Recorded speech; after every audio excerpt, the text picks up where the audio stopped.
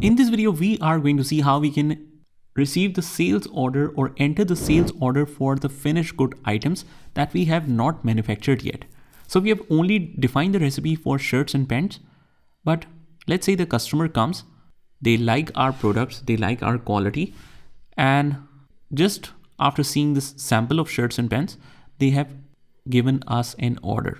That is a very common scenario in manufacturing sector. We don't have the actual stock of that much units, but we take the order from the customer and we tell them till what date your order would be ready. So let's see how we can enter this.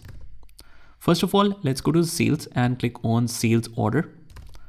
The order number is mentioned as 24, but since this is the first order we are entering, the primary number would be shown as 1.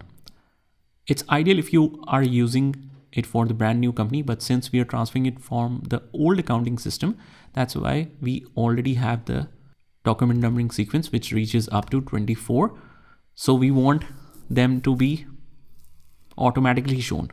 Now, because not a single entry has been made for sales order, we should be able to change it.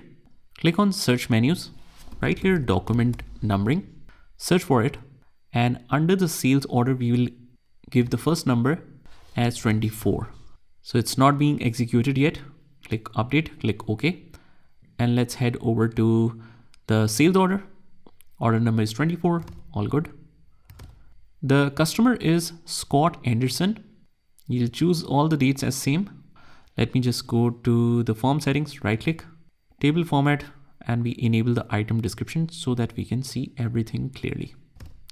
They are ordering us shirts and pants. Press tab.